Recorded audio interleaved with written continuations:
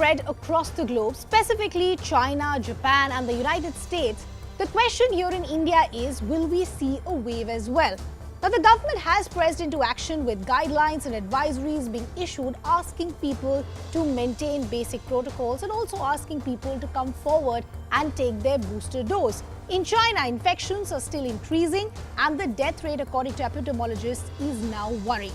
But most experts are optimistic that India may not see a similar wave as our vaccination is much higher and we also have herd immunity.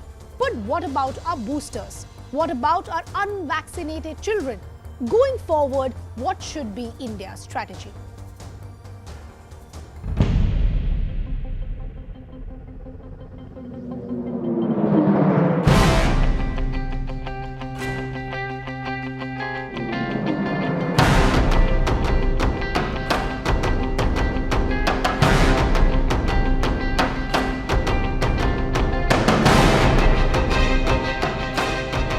प्रधानमंत्री जी की सोच स्पष्ट है कि एक स्वस्थ भारत और एक शिक्षित भारत, इसी के आधार पर भारत विश्व पटल पर एक नक्षत्र के रूप में उभरने की पूर्ण क्षमता रखेगा। हेल्थ केयर को हम लोग होलिस्टिक हेल्थ केयर में परिवर्तित करेंगे। जो भी केंद्र सरकार का दिशा निर्देश है उसका हम पालन करते हुए genome sequencing करेंगे हर positive. BF7, which is there in China and is causing a lot of havoc, may not do the same in India because it has actually entered India in October but hasn't spread as much. It's predominantly XBB that we have in our country. So we need not panic, but I think we should also be concerned and take certain precautionary measures.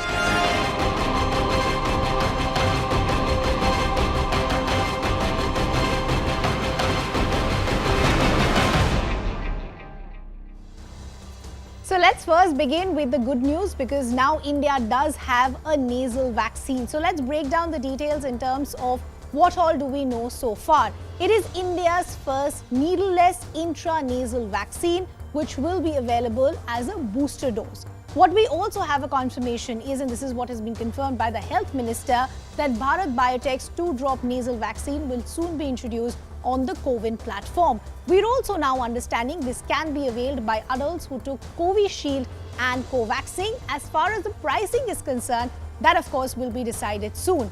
The vaccine triggers an immune response in the mucosal membrane and also gives you local immunity in the nose where the virus first enters. But that's the good news. Let's now talk to you about what is our biggest worry. Our biggest worry is that there is a vulnerable section of our population that continues to be at risk. I'm talking about the children because these are still unvaccinated. Remember, India is home to more than 472 million kids who are under the age of 18. If you look at the seropositivity rate in the age group of 6 to 17, that is comparatively higher than adults. It's at 59.4%. But the problem is they're still unvaccinated.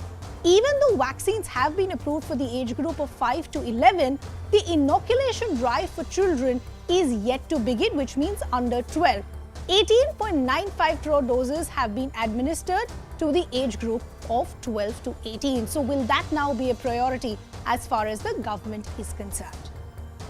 I want to now begin the show with the CNN News 18 exclusive. We have Professor Peter Hotez, who's a vaccine scientist and virologist, who's joining us here from Texas. Professor Hotez, always a pleasure speaking to you. Thank you so much and taking our time and joining us here on CNN News 18. So let's begin with what's happening globally first. As far as this strain is concerned, what do we know about this strain and how is it different from the previous ones? Well, we don't have a lot of transparency really on the different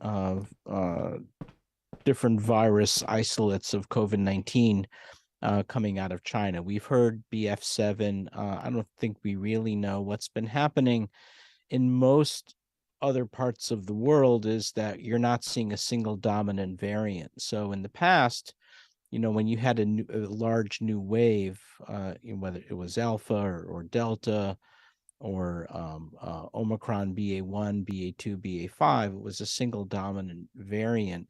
what's been happening with these new variants, I sometimes call them Scrabble variants because they use high value Scrabble letters like B and X and Q, BQ1, BQ1.1, XBB, and now BF7, is that they tend to often occur in different groups. So it may not be a single dominant variant. And that makes it difficult to predict what's going to happen because we haven't seen that situation before. So whether or not BF7 also becomes a dominant variant in India and whether India gets a new surge as a result, it's not as clear cut to predict as it's been in the past. So that's exactly the questions that a lot of us here in India are now wondering. It's creating a bit of an alarm as well. At this given position, how vulnerable do you think India is? Well, I think India does have some vulnerability because even though the vaccination rate is high and a significant percentage of the India population has had either a breakthrough infection or a previous infection prior to getting vaccinated, there is some good hybrid immunity across the population. The problem is it may not stand up that well to these new Scrabble variants. There'll be some partial protection, but others will be vulnerable. And therefore, I think it's going to be imperative that India really thinks seriously about a booster, preferably a bivalent booster, developed against either BA5 or one of the subsequent Scrabble variants. And I think that will ensure that there's no surge in hospitalizations and that sort of thing. And I think that's going to have to be an important priority for India. So you already spoke about boosters, how that needs to be a priority for India and that rate needs to increase. But what about people like us who've already taken the booster? I mean, it's already been a year for most of us since we took our third dose or the precautionary dose as it's called in India. Do you still think the efficacy will be high? There will be some, but it'll be incomplete. And we've seen this in the US. Once you're more than, say, 6 months out of your last booster, Sure. there's some vulnerability, not only to infection, but also hospitalization. And that's why here in the US, where we have the bivalent mRNA booster that has both the original lineage that came out of China as well as BA5, I'm strongly recommending all adults and even the teenagers get their bivalent mRNA booster. In India, we have, as you know, our Texas Children's Hospital Center for Vaccine Development has partnered with Biological E for Corbevax, and that's been a very successful program. More than 75 million doses have been administered to adolescents, and maybe another 10 plus million adults have been boosted. Now we're partnering with Biological E for a bivalent version of that. And if that goes well, which includes the BA5, and if that goes well, that may be one of the viable candidates for boosting, although likely not the only one. I'm sure there are others that are coming online. So the bottom line is I do think it could be very important for the Indian population to get boosted with a vaccine that is targeted against BA5 or one of the subsequent Scrabble variants. And hopefully some of those options will come online for India fairly soon. And we in fact do have now very optimistic data coming out of a similar trial where we're also understanding that if you mix and match the boosters, the efficacy actually will be higher. But Professor Hotez, what I essentially also want to understand is what about the symptoms that we're seeing this time around? Is there a reason to worry as far as severity is concerned?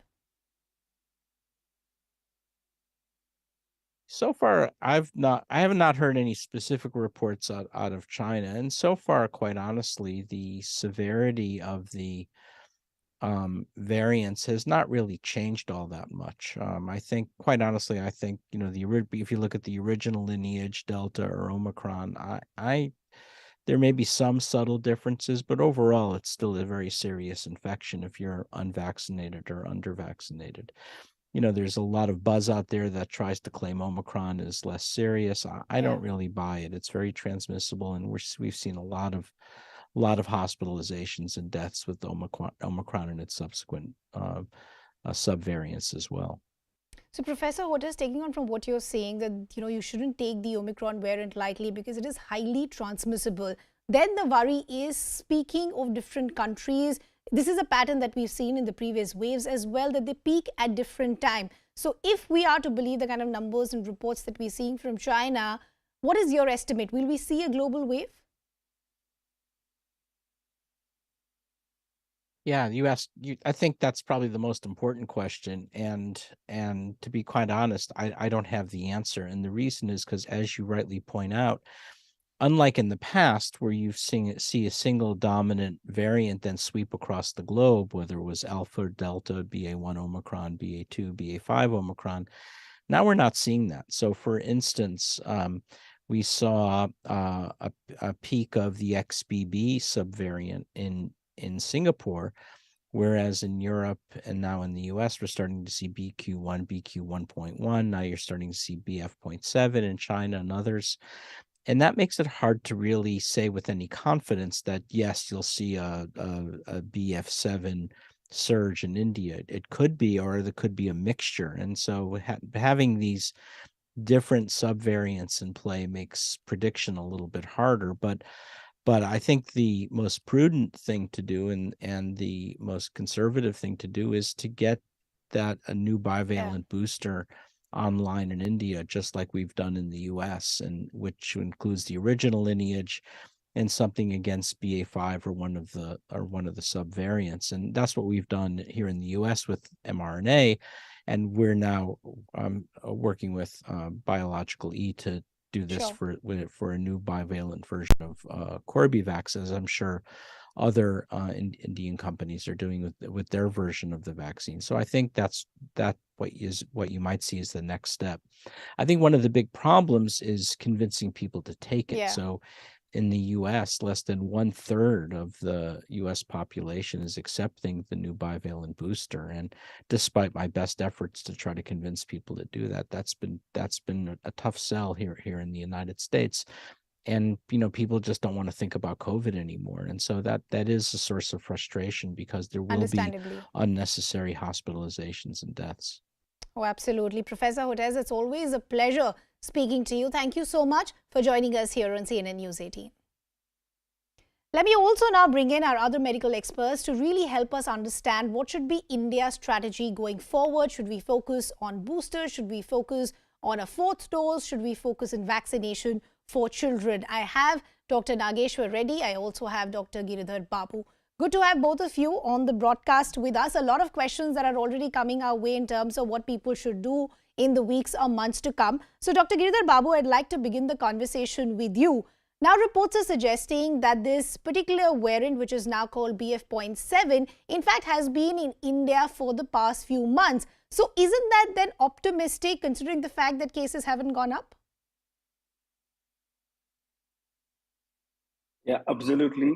It's a good news, mainly because the variant that is as of now circulating in China, from whatever sources we know, although we'll have to wait for the reliable sources and how the genomic variation is occurring in China. Sure. The good news is that this is in circulation in India for some time, and therefore it has been circulating at a lower level of infection. Not many people are getting infected. So therefore, there is no cause for concern if this is the variant which will be dominant in China. Now, just to reiterate, all the Omicron variants and its subtypes which are in India, and if the same variants are also responsible for the circulation in China, there is no cause of concern at all for India. The real concern is if there is a new variant, only if that is developing out of the high circulation status in China, and will that infect Indians and other parts of the world? That's the question that we should be concerned about. Okay, so you're saying if there is an emergence of a new variant, that'll actually be more worrying at this point. But Dr. Babu, what I essentially also want to understand, again, India specific, we had about 4 confirmed cases of this new variant BF.7, and now we're understanding they in fact have recovered pretty well. So now, is there any understanding as far as severity is concerned, or is it still too early because we don't have that kind of data? We need to understand, apart from Delta variant that we saw, which was known at least in India, Yeah. to have resulted in serious illness. If you look at most of the Omicron and its subvariants, have resulted in mild and mostly asymptomatic illness, True. which means that we might not even know if we don't test it.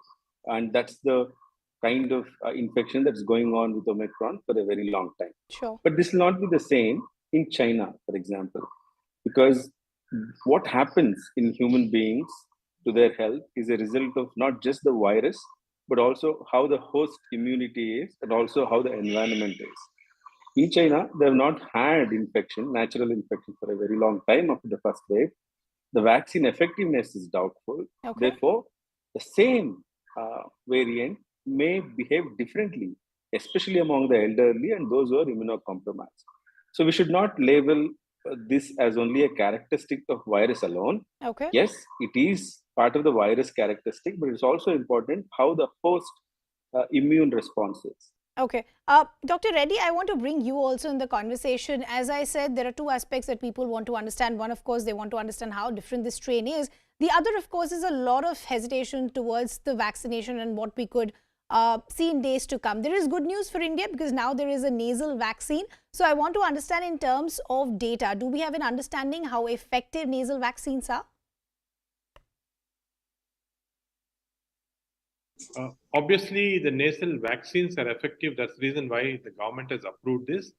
I don't have the actual data with me, but Sure. unless it passes a certain degree of appropriateness, the control boards don't pass it. So I think there's been considerable work going on in this area, and the nasal vaccine, which comes from Bharat Biotech, is quite effective. And hopefully, it will come into the market very soon. Okay. Hopefully, we will see it in the market very soon. But Dr. Reddy, what I also want to understand is there are two questions that should we just focus on people who haven't taken the precautionary dose, or should we already start worrying about people who've taken the precautionary dose and may want to now go forward for a fourth dose? Is that a possibility now? Yeah, there is definitely evidence to suggest that booster doses should be taken because by 6 months the antibody levels come down, Yeah. and after 6 months better to take another dose. Usually we place it for a year, and most people unfortunately haven't taken even the so-called precautionary booster Yeah. dose. In fact, 72% of Indian population hasn't taken this booster dose.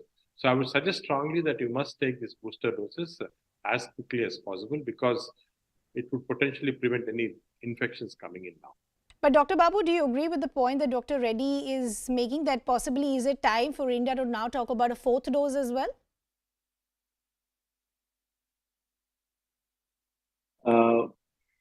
I am not sure whether I completely agree with this statement. Mainly, if you look at the precaution dose or third dose, which in the rest of the world it's termed as, nearly 75% of the adults have not taken it. True. And approximately 50% of the elderly have taken it. So if there's any case for a booster dose, it is definitely for elderly and those who are having comorbidities or immunocompromised condition to have the third dose. Regarding fourth dose and beyond, we do not simply have the evidence in India with respect to fourth dose. So I'll probably wait till the evidence emerges. But most importantly, from the evidence available elsewhere, if you are using a different vaccine as a booster compared to what you have used in the primary, our own study in India from CMC Vellore researchers group establishes that you will get a better immune response. And if that precautionary dose can be given in elderly and those who have comorbidities, I think that will be the right thing to do for now. So I think, Dr. Reddy, this is going to be of interest to you. So what Dr. Babu is saying, that if you do a mix and match as far as a booster is concerned, the efficacy is going to be higher. And you've done enough research here. You're testing a mixed vaccine using Corbevax as a booster for those who have taken Covishield. But this is in stark contrast to what we had heard earlier, that we should continue with the same vaccine. So why are you saying that mixing and matching will be better this time around? Okay, Ridhima, this is a very important question, and this was a recent article that got published in Vaccine about 3 days back. Now, what we hypothesized was that if we give a mixture of different types of vaccine, then the immune response will be better. This was based on our previous work and work which came from CMC Vellore. We showed that results are better if you mix different types of vaccine. So in this case, what we did was we took actually a group of patients who had Covishield given earlier on, which is a adenovector vaccine, 2 doses. And for the booster, the precautionary dose, we used in one group Covishield. The second group, we used a peptide vaccine, Corbevax, which is again produced in India. So we compared both the groups to see whether you get the same amount of immunogenicity using a different vaccine and same amount of protection. This was after the government of India gave permission to use this as a booster vaccine.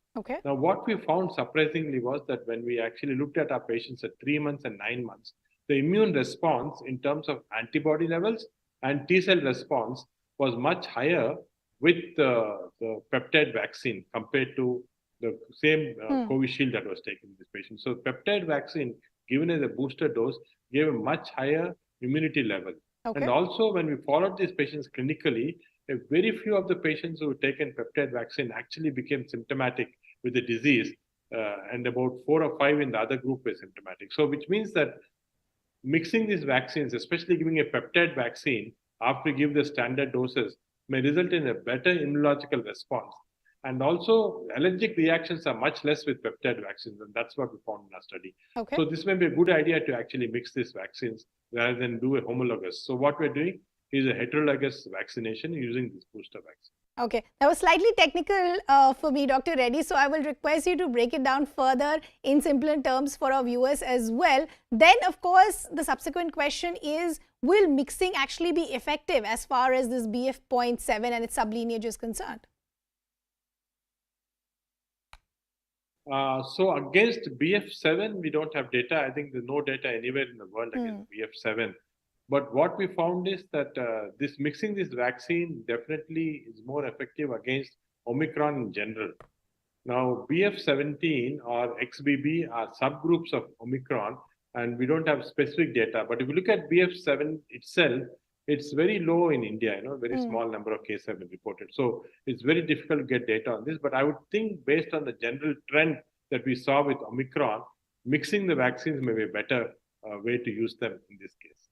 So, Dr. Reddy, do you then think that vaccines will now become a part of our life? Will they become a part of this routine immunization cycle? I think, Rima, this is a very important point that you're making. I believe firmly that at least for the next few years, we should take this COVID vaccine routinely as a part of our vaccination schedule every year. In fact, like we take the vaccine for flu, the influenza vaccine, this vaccine also should be given. In fact, there is some thinking whether we should actually use it as a mixed vaccine along with the influenza vaccine. So it should become an yearly vaccine till this disease becomes, of course, extinct, which may take a few years from now. Well, the hope is that we don't have too many years left with this. But Dr. Babu, I quickly want to go back to a point that I made when I started this show, which is, what about our children? They're currently still unvaccinated. Shouldn't that be a big priority now? Yeah, so we have been looking at seroprevalence estimates in children, even from whatever unconfirmed sources, and also some published studies we see. The infection in children is also as widely prevalent as in adults. It's not that they're spared from infection. True. But this infection has rarely resulted in any serious illness, barring few instances reported in the West, mainly because either they lack the receptor or they don't necessarily have the same kind of clinical consequences which we see in adults. However, in adolescent children, especially between 15 to 18, the call for the vaccination has not been really dealt with seriousness. There is poor coverage there. And since they're also becoming adults, now we are entering from 3rd to 4th year managing COVID. So therefore, we should prioritize as young adults and the cohort of young adults get added into the population. They should be tracked and then they should be vaccinated. But since most of them are infected, their natural infection will give adequate antibody response. So we should not be concerned about children at this stage. Okay, that's good to hear, Dr. Babu. Dr. Reddy, I'm going to give you the final word. This is the holiday season. People want to travel. There is a sense of optimism that possibly the next year will bring us a lot better. But with the kind of global cases that we are seeing already, do you think India is still in a vulnerable position? Again, this is a very important point. I believe that we can be very optimistic about what's going to happen in India because our population has already been exposed to both the vaccine, about 80% of the people, and also the previous disease, showing that we already have strong baseline immunity. Plus the factor that our vaccinations done previously are good quality with good response. I think I would believe that the wave that's going to come is going to be very mild. We don't have to panic like what happened last year.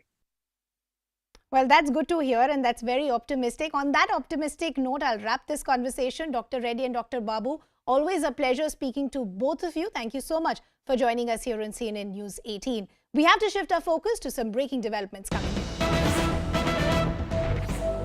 We're now understanding the Central Bureau of Investigation, the CBI, has arrested the former Managing Director and Chief Executive Officer of the ICICI Bank, Chanda Kochhar, and her husband Deepak Kochhar.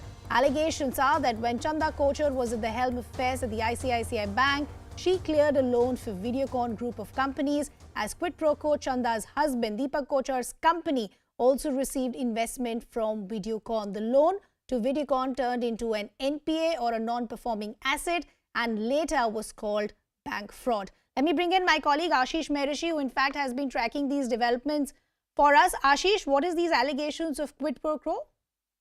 So, if you remember between 2009 and 2011, there were loans worth around 1,875 crore rupees that were sanctioned by ICICI Bank to the Videocon Industries Limited. Now, interestingly, one of the loans, that is what the investigators allege, that there was a sanction of around 300 crore rupees, and within months of that sanction of around 300 crore rupees, there was 64 crore rupees of investment that came in from a company called Supreme Energy, which was owned by the Dhoots, who are basically the owners of Videocon. And that money went into a company called NU Power Renewables. Now, interestingly, NU Power Renewables is a company in which 50% of the equity was being held by Deepak Kochhar, who is supposed to be the husband of Chanda Kochhar. So it was basically Chanda Kochhar giving direct benefit to her husband, and it was, taking kickbacks into the deal. So that is what the investigation line has been. If you remember, Deepak Kochhar was earlier arrested in 2020, and he was out on bail. He was arrested by the Enforcement Directorate. But what my sources in the CBI tell me, that both were summoned today. They were not cooperating during investigation, and finally they have been arrested by the CBI. Okay, Ashish Mehrishi, we leave the conversation there. Thanks a lot for getting us all those details. Time for us to slip into a very short break. Don't go anywhere. We're coming back with lots more.